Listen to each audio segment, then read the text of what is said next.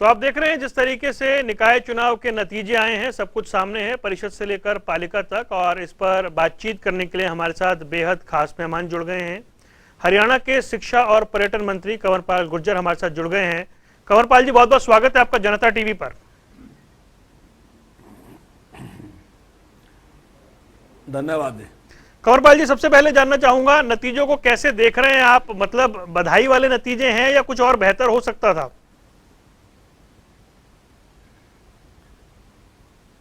बहुत बहुत बधाई के हैं। मैं बेहद खुश हूं और मैंने पहले भी ये बात कही थी कि हम 50% सीटें जीतेंगे और 50% से ज़्यादा सीटें मैंने जीत हासिल की। 50% से कम में सारी पार्टियां मिलके हैं, तो हमने अच्छी जीत हासिल की है और बड़ा उत्साह है कार्यकर्ताओं में। और सभी कार्यकर्ताओं को भी और जनता को भी मैं, उन्होंने हमारे प्रति जो विश्वास व्यक्त किया उसके लिए उनका आभार व्यक्त करता हूँ, बधाई देता हूँ।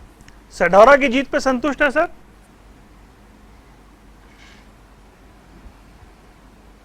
हाँ, पूर्णतः संतुष्ट है, बिल्कुल बहुत अच्छी जीत हासिल की है जी सर। परिषद की 18 सीटें थी, 10 पर बीजेपी, 1 पर जेजेपी, मतलब 11 हो गई, 6 पर अन्य और बाकी फिर एक इंडियन नेशनल लोकदल के पास गई है।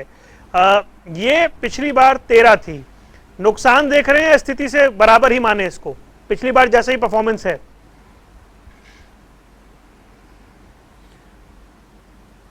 नहीं, देखिए ये उसी प्रकार है जिस प्रकार पहले थी। कुछ लोग हैं जो इंडिपेंडेंट जीत के आए और हमारे ही लोग हैं कुछ इंडिपेंडेंट भी जो जीतते हैं।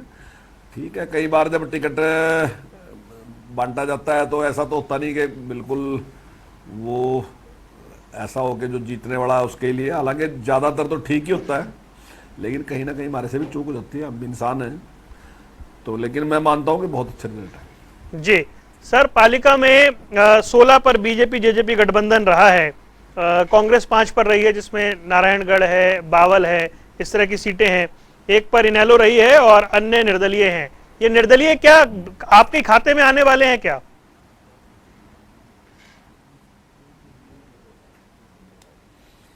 नहीं, देखिए निर्दलीय में कुछ लोग तो हैं, वैचारिक दृष्टि से ही बीजेपी के लोग हैं, वो जीतते हैं। और जहां तक जैसे कांग्रेस कह रही कि जितने निर्दलीय हैं उसके हैं, तो वैचारिक दृष्टि से कुछ लोग हैं उसके, लेकिन वो बहुत कम लोग हैं। और मैं समझता हूं इसी वजह से कांग्रेस चुनाव चिन्ह पे चुनाव लड़ने से पीछे हट गई, क्योंकि उसे पता था कि सारी पोल पट्टी खुल जाएगी इसमें। तो इसलिए उन्होंने चुनाव चिन्ह पे चुनाव लड़ने की बजाय ये बिना चुनाव के उन्होंने लड़ना ज़्यादा ठीक समझा। और ये अभी ऐसा ऐसा आपको सारा पता चल जाएगा कि कौन कौन बीजेपी के साथ है। मैं समझता हूँ मैक्सिमम जो लोग हैं वो बीजेपी के साथ ही हैं वो भी। जी कंवरपाल जी, हम सुबह से दूसरी पार्टियों के नेताओं से, प्रवक्ताओं से, उनसे भी बात कर रहे हैं। उनका कहना था कि कांग्रेस ने वॉक ओवर दिया बीजेपी को, ये परिणाम कांग्रेस की वजह से आए हैं बीजेपी के पक्ष में।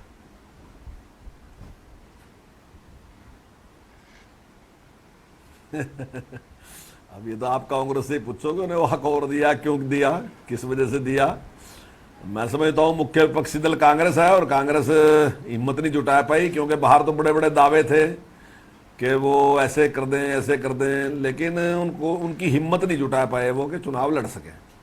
और भारतीय जनता पार्टी ने अपने चुनाव चिन्ह पे चुनाव लड़ा और अच्छी परफॉर्मेंस दिखाई और जनता ने हमारे प्रति विश्वास व्यक्त किया।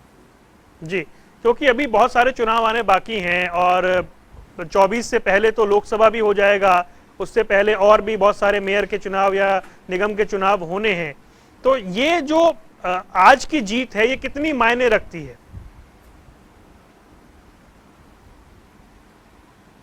बहुत मायने रखती है ये, निश्चित तौर से। और जिस प्रकार से पहले भी हमने जब चुनाव लड़े और भारतीय जनता पार्टी जीती और उसके बाद फिर दोबारा सरकार रिपीट हुई, और अब की बार भी वही होने वाला है। अभी ये चुनाव हमने जीते हैं और अगले आने वाले जो चुनाव है वो भी सारे के सारे भारतीय जनता पार्टी जीतेगी। उसका कारण स्पष्ट है, क्योंकि भारतीय जनता पार्टी ने निष्पक्षता के साथ लोगों की सेवा करने का काम किया और बिना किसी भेदभाव के, चाहे नौकरी देने की बात थी चाहे डेवलपमेंट की बात थी। और जिस प्रकार से पहले सरकारों में खुंदक निकालने का काम किया जाता था कि अगर मेरा विपक्षी है तो उसके खिलाफ झूठे केस दर्ज करना और करना, तो वो सारी चीजें इस सरकार में बंद हुई और इससे जनता पूरी तरीके से सेटिस्फाई है। जी सर, एक सवाल है आम आदमी पार्टी को लेकर के, क्योंकि मैं कुछ आंकड़े अगर आपके सामने रखूं, जैसे गन्नौर की सीट है, वो महज 31 वोटों से हारे हैं, बीजेपी वहां पर जीती है। पिहोवा की सीट है वो महज 55 वोटों से चुनाव हारे हैं, यानी वो दूसरे नंबर पर वहां पर रहे हैं। बहुत क्लोज फाइट देखने को मिली है। भिवानी की सीट पे वो दूसरे नंबर पर रहे हैं, इंडिपेंडेंट वहां जीता है और 14,000 से ज्यादा वोट उन्होंने हासिल किए हैं। भले ही आज वो सीटों में तब्दील नहीं हुए हैं, लेकिन बहुत सारे पॉकेट में उनकी उपस्थिति दिख रही है। यही शुरुआत उन्होंने पंजाब में की थी इसी तरीके से। चैलेंज दिखाई दे रहा है क्या आने वाले टाइम में?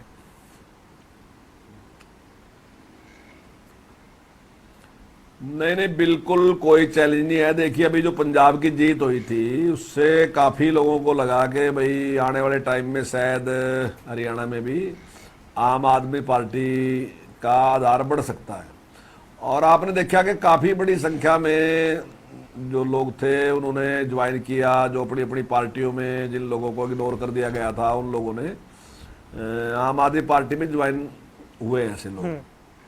तो यहाँ भी ऐसे लोग हैं जो प्रभावी लोग थे, मान लीजिए वो आम आदमी से नहीं थे, लेकिन अचानक ही उन्होंने आम आदमी पार्टी का चुनाव चिन्ह ले लिया और चुनाव लड़ा। लेकिन आहिस्ता आहिस्ता जब तक चुनाव आएगा तब तक सारी बात सच्चाई आहिस्ता आहिस्ता सामने आ जाएगी। और जो परफॉर्मेंस है उनका, चाहे वो दिल्ली का है और चाहे वो पंजाब का है, तो हालांकि वो एडवर्टाइज करने के मास्टर हैं और वो लगभग 500-600 करोड़ रुपए इसी चीज़ पे खर्च करते हैं। जैसे स्कूलों की बात है, अब स्कूल की बात वो कहते रहेंगे नहीं हमने स्कूल में ये कर दिया, ये कर दिया, ये कर दिया। अभी जो सर्वे आया तो उसमें दिल्ली कहीं भी नहीं आया। दिल्ली तो बहुत पीछे है, हरियाणा से भी पीछे है, हिमाचल से भी पीछे है, राजस्थान से भी पीछे है, सबसे पीछे दिल्ली चला गया। लेकिन वो ये बात कहना बंद नहीं करते, फिर भी उसके बावजूद वो कहें जी हमने एसी रूम बना दिए। अब अगर आपने 4 स्कूलों में या 5 स्कूलों में एसी रूम बना दिए या 4 स्कूलों में आपने स्विमिंग पूल बना दिए, तो ये कोई काम नहीं है जो आपने किया। वास्तविकता में जो सुधार की जरूरत थी, जो हर जगह बिल्डिंग की जरूरत थी, उसमें आप क्या परफॉर्मेंस दिखा सके, कितने बच्चे आपके पास बड़े, वो था। तो इसी प्रकार से फ्री की बात करना कि ये भी फ्री देंगे, ये भी फ्री देंगे, ये भी फ्री देंगे, तो वो सारी चीज़ें भी अभी जनता के सामने आएगी। तो मुझे लगता है कि आने वाले टाइम में ये आगे बढ़ने की बात नहीं, आगे घटने वाला स्थिति है, क्योंकि लोगों को इसका सारा सच्चाई लोगों के सामने आने लगी। निकारोपाल जी, मैं ये जान रहा था जैसे कुछ जगहों पर वो बहुत ही क्लोज फाइट में हारे, कुछ जगह वो 11-11, 12-12 हजार, 14,000 वोट ले गए, तो आपको लग रहा है क्या स्ट्रेंथ तैयार कर रहे हैं वो?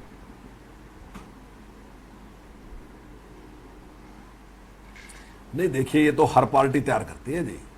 अब जो भी राजनीतिक पार्टी है, चाहे वो बीजेपी है, चाहे वो कांग्रेस है, चाहे वो लोकदल है, चाहे आम आदमी है, कोई भी पार्टी है, उसका प्रयास तो पूरा रहता ही है कि वो मजबूत हो, लोगों को ज़्यादा से ज़्यादा जोड़े। वो तो प्रयास है ही उनका, वो तो करेंगे उसके बिना क्या है। नहीं, मेरे को ऐसा लग रहा है कि ना, मतलब शायद आपके साथ अब कुछ वो चुनौती वाली स्थिति होने वाली है, क्योंकि पंजाब में प्रगट सिंह थे एजुकेशन मिनिस्टर, तो उन्होंने प्रगट सिंह को एक तरह से लिया निशाने पर और बताते रहे आप अपने स्कूल देखिए, हमारे देखिए, बहस कर लीजिए। आजकल वो गुजरात के एजुकेशन मिनिस्टर के पीछे पड़े हुए हैं, वहां की तुलना कर रहे हैं। तो जब हरियाणा में चुनाव पकेगा तो मुझे लगता है फिर वो कंवरपाल गुर्जर जो हैं उनका बार बार नाम लेंगे, उनका जिक्र ज्यादा करेंगे स्कूलों को लेकर।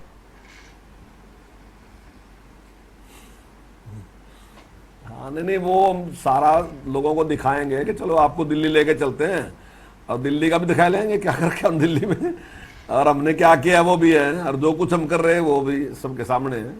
लेकिन अभी हमारी गुजरात में भी जो मीटिंग हुई थी उसमें भी कोई अपनी परफॉर्मेंस वो बता नहीं सके कि उन्होंने क्या खास काम कर दिया। अच्छा सर, बहादुरगढ़, सोनीपत, झज्जर, यहाँ पर कांग्रेस की हार हुई है और इसको लेकर के तंज कस रहे हैं कुलदीप बिश्नोई। वो कह रहे हैं इस दुकान में माल ही नहीं है, ना ये राज्यसभा जीत पाए, ना ये छोटे चुनाव जीत पाए।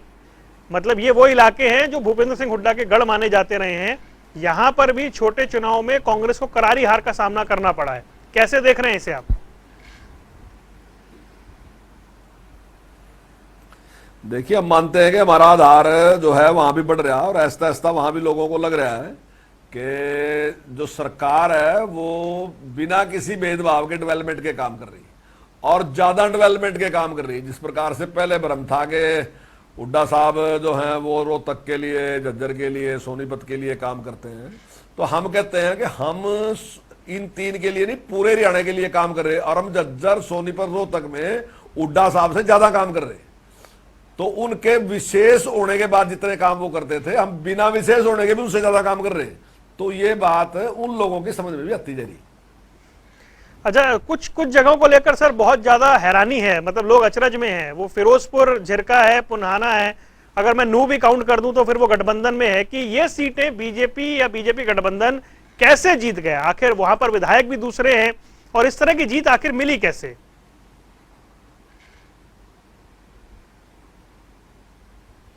देखिए, जाकिर हुसैन जी अब तो हमारी पार्टी में हैं, लेकिन जब हमारे खिलाफ थे तब उन्होंने विधानसभा में ये बात कही थी कि हमने पहली बार 5,000 एकड़ जमीन में जो सिंचाई की नहरी पानी से, वो पहली बार की, हमने कभी नहीं की। और मैंने उनसे कहा था कि फ्लोर ऑफ द हाउस आप बोल दोगे, तब मैं स्पीकर होता था। उन्होंने कहा बोल दूंगा। तब उन्होंने फ्लोर ऑफ द हाउस भी ये बात कही थी कि आज तक कभी भी हमने नहरी पानी से सिंचाई नहीं की। बीजेपी की सरकार में पहली बार हमने नहरी पानी से सिंचाई की है। और एक यही नहीं है, ऐसे बहुत सी चीजें हैं कि जो हमने अच्छी करके दिखाई है वहां भी, और धीरे धीरे उनका विश्वास भी सरकार के प्रति बढ़ता जा रहा है। जो झूठ बोलने वाला काम इन पार्टियों ने किया, हमारे विपक्षी दलों ने, कि हम मुसलमानों के खिलाफ हैं, ये है वो है, तो ऐसा ऐसा उन लोगों में भी विश्वास बढ़ रहा है और वो मानते हैं इस बात को कि बीजेपी सबकी पार्टी है, 100% की पार्टी है और 100% के लिए काम करती है। चलिए सर, अंत में मैं आपसे सिर्फ ये जानना चाह रहा हूं कि इन नतीजों के बाद आगे क्या लग रहा है? मुकाबला किससे होने वाला है? मल्टी कॉर्नर फाइट होने वाली है? सारे दल तैयार हो रहे हैं? बीजेपी को और मजबूत होना पड़ेगा? या ये लोग अगर इकट्ठे, मतलब जैसे आप कह रहे हैं आधा वोट इधर डिवाइड हो रहा है, तो फिर आप लोगों की तैयारी क्या कुछ रह सकती है?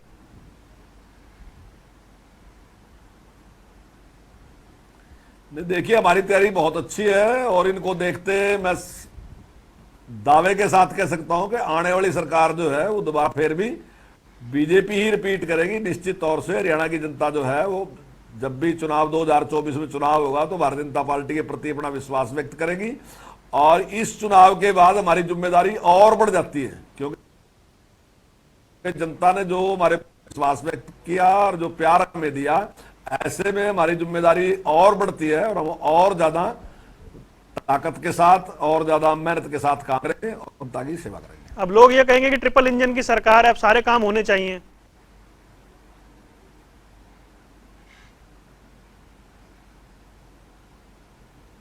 बिल्कुल बिल्कुल सारे काम करेंगे। जरूरत ही नहीं पड़ेगी कहने की, बिना कहे ही करेंगे। चलिए, बहुत बहुत शुक्रिया कंवरपाल गुर्जर जी हमारे साथ जुड़ने के लिए और बातचीत करने के लिए। तो ये थे जनता टीवी पर कंवरपाल गुर्जर, हरियाणा के शिक्षा मंत्री, आज बातचीत कर रहे थे नतीजों के बाद और वो नतीजों से संतुष्ट नजर आ रहे थे। वो कह रहे थे कि निकाय चुनाव के नतीजों से हम संतुष्ट हैं। सभी विजयी उम्मीदवारों को बधाई। उन्होंने बोला कि आम आदमी पार्टी हमारे लिए चुनौती नहीं है, कांग्रेस चुनाव लड़ने की हिम्मत ही नहीं जुटा पाई और जो उनके प्रभाव वाले क्षेत्र हैं उनमें भी हमारा वोट बैंक, हमारा आधार बढ़ रहा है। कंवरपाल गुर्जर, हरियाणा के शिक्षा और पर्यटन मंत्री, जनता टीवी से खास बातचीत कर रहे थे। उन्होंने ये तमाम बातें कही हैं नतीजों के बाद और वो कह रहे हैं कि आम आदमी पार्टी का हरियाणा में जनाधार नहीं है, बीजेपी का आधार लगातार बढ़ रहा है। नतीजों पर संतुष्टि जाहिर की है कंवरपाल गुर्जर ने और ये तमाम बातें उन्होंने कही है और कहा कि बीजेपी सभी लोगों की पार्टी है। दावा किया उन्होंने कि हरियाणा में फिर से बीजेपी की सरकार बनेगी।